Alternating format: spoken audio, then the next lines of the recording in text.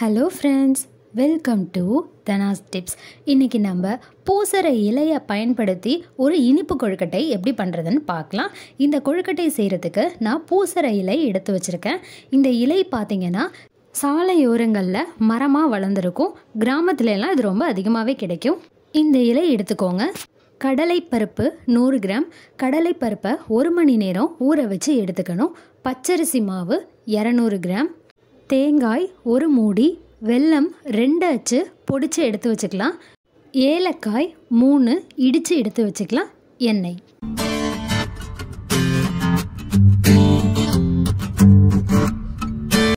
கடலை பருப்பை 1 மணி நேரம் ஊற வச்சு மிக்ஸி ஜாரில் சேர்த்து தண்ணி எதுவும் விடாமல் அரைச்சி எடுத்துக்கலாம். 1 கப் தண்ணி சேர்த்து அதில் நம்ம பொடிச்சு வச்ச வெல்லத்தை சேர்த்து கரைச்சி எடுத்துக்கலாம்.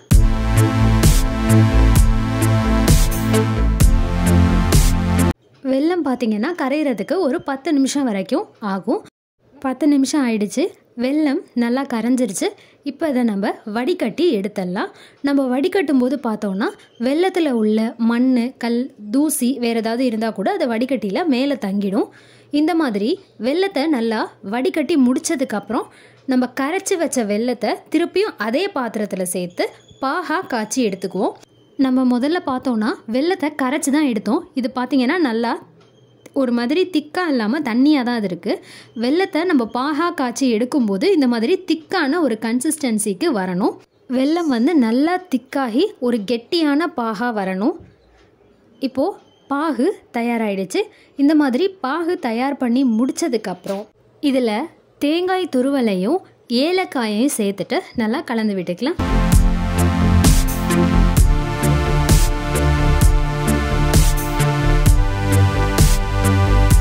தேங்காய் துருவல் பார்த்தோன்னா வெள்ளை கரைசலோட மிக்ஸ் ஆகிறதுக்கு கொஞ்சம் டைம் ஆகும்.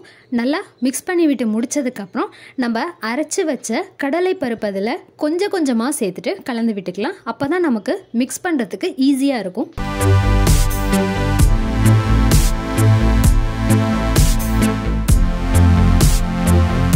ஃபஸ்ட்டு நான் பாதி கடலைப்பருப்பை தான் சேர்த்துட்டு மிக்ஸ் பண்ணியிருந்தேன். இது நல்லா மிக்ஸ் ஆனதுக்கு அப்புறமா நான் மீதி பாதி கடலைப்பருப்பையும் சேர்த்து கலந்து விட்டு முடிச்சுக்கிறேன். கலந்து விட்டு முடித்ததுக்கப்புறம் இதில் கொஞ்சமாக உப்பு சேர்த்து மிக்ஸ் பண்ணி விட்டுக்கலாம். இப்போது கடலைப்பருப்பை நல்லா மிக்ஸ் பண்ணி விட்டு முடிச்சாச்சு. இது பார்த்திங்கன்னா ஒரு மாதிரி திக்காக இல்லை. அதனால் அடுப்பை சிம்மில் வச்சு 5லேருந்து 10 நிமிஷம் வரைக்கும் அது கெட்டியாகிற வரைக்கும் நம்ம அடுப்புலேயே வச்சுருக்கலாம். சப்போஸ் நீங்கள் இதை செய்யும்போது நிறையா தண்ணி ஊற்றிட்டிங்கன்னா இதில் கொஞ்சமாக பச்சரிசி மாவை சேர்த்து கலந்து விட்டுக்கோங்க. ஒரு 10 நிமிஷம் அடுப்பில் வச்சுருந்ததில் எனக்கு கெட்டியாயிடுச்சு. பூரணம் தயாரானதும் அடுப்பில் இருந்து இறக்கிடணும். அதுக்கப்புறம் ஒரு பவுலில் நம்ம பச்சரிசி மாவு 1 கப் எடுத்ததுனால அதே கப் அளவுக்கு தண்ணி சேர்த்து அதில் கொஞ்சமாக உப்பும் எண்ணெயும் சேர்த்து கொதிக்க வச்சு எடுத்துக்கலாம். தண்ணி நல்லா கொதிச்சிருச்சு.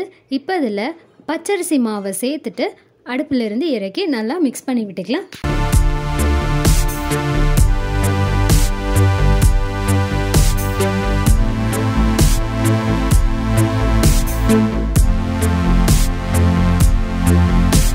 மாவு நல்லா பிசைஞ்சு இந்த மாதிரி ஒரு சப்பாத்தி மாவு பதத்துக்கு பிசைஞ்சு எடுத்துக்கணும்.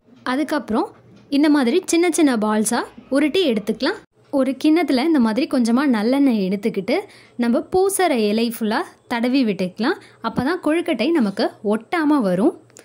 தடவி விட்டு முடித்ததுக்கப்புறம் நம்ம சின்ன சின்ன பால்ஸாக உருட்டி வச்சுருந்தோம்ல, அதை இந்த மாதிரி நல்லா எக்ஸ்பேண்ட் பண்ணி விட்டுக்கலாம்.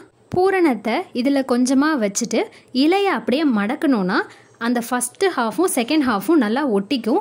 அப்படி ஒட்டலைன்னு நீங்கள் நினச்சிங்கன்னா கையால் கூட அமுத்தி விட்டுக்கலாம். நம்ம என்ன பண்ண போகிறோன்னா இந்த இலையோட தான் வேக வச்சே எடுக்க போகிறோம். இந்த இலையில் பார்த்திங்கன்னா குளோரோஃபில், லிப்யூனன், அல்கைன்ஸ் இதெல்லாம் இருக்குது. இதெல்லாம் உடம்புக்கு குளிர்ச்சியை கொடுத்து நம்ம உடம்பில் கெடுதல் செய்யக்கூடிய பாக்டீரியாவை அழிக்கிற சக்தி இதுக்கு இருக்குது. இந்த இலைக்கு பார்த்திங்கன்னா மூட்டு வலி, தேமல், சேற்றுப்புண், முடி உதிர்தல் இந்த மாதிரியான பிரச்சனைகளை நீக்கக்கூடிய சக்தி இருக்குது. அதனால தான் கிராமங்களில் இதை அடிக்கடி இந்த இலையை வச்சு கொழுக்கட்டை செஞ்சு சாப்பிடுவாங்க. எங்கள் ஊர் மன்னார்குடி. இதில் வெண்ணெய் தாழி அப்போது இந்த இலையில தான் வெண்ணெயை வச்சு நாங்கள் பெருமாள் மேலே அடித்து வெண்ணெய் தாளி கொண்டாடுவோம். எல்லா கொழுக்கட்டையுமே பூவரசை இலைக்குள்ளே வச்சு ரெடி பண்ணியாச்சு. அடுத்து நம்ம அதை அப்படியே வேக வச்சு எடுத்துடலாம். இட்லி பானையில் வச்சு வேக வச்சு எடுத்துடலாம். அப்படி உங்களுக்கு இட்லி பானை பத்தலைன்னா நீங்கள் 2 பேட்சாக பிரித்து கூட வேக வச்சு எடுத்துக்கலாம். இலை எல்லாத்தையுமே இட்லி பானையில் வச்சாச்சு. இப்போ அதை மூடி வச்சு 10லேருந்து 15 நிமிஷம் வரைக்கும் வேக வச்சு எடுத்துக்கலாம். 10 நிமிஷம் ஆயிடுச்சு. இப்போ இட்லி பானையை ஓப்பன் பண்ணி பார்த்துடலாம். கொழுக்கட்டை நல்லா வெந்துருச்சுன்னு நினைக்கிறேன். உங்களுக்கே கலர் டிஃப்ரென்ஸ் தெரியும். நம்ம இட்லி பானையில் வச்சு வேக வைக்கிறதுக்கு முன்னாடி இலை கொஞ்சம் லைட் கலராக தெரிஞ்சிச்சு. இப்போ கொஞ்சம் டார்க்காக இருக்க மாதிரி தெரியுது. கொழுக்கட்டையை ஓப்பன் பண்ணி பார்த்துடலாம். பார்த்தீங்கன்னா கொழுக்கட்டை நல்லா வெந்து தான் இருக்குது. நீங்கள் வெந்ததுக்கப்புறம் இலையிலேருந்து மொத்தமாக எடுத்துடாமல் நீங்கள் எப்போ சாப்பிட்றீங்களோ அப்போ ஃப்ரெஷ்ஷாக நீங்கள் இலையிலேருந்து எடுத்து சாப்பிடுங்க. நான் வெந்திருக்கான்னு பார்க்குறதுக்காக தான் இலையிலேருந்து கொழுக்கட்டையை வெளில எடுத்து உங்களுக்கு காமிச்சிருக்கேன். ட்ரை பண்ணுங்கள். ட்ரை பண்ணிவிட்டு எப்படி இருக்குன்னு கமெண்ட் பண்ணுங்கள். சேனலுக்கு சப்ஸ்கிரைப் பண்ணுங்கள். மறக்காமல் பக்கத்தில் இருக்கிற பெல் ஐக்கானை கிளிக் பண்ணிக்கோங்க. தேங்க்யூ.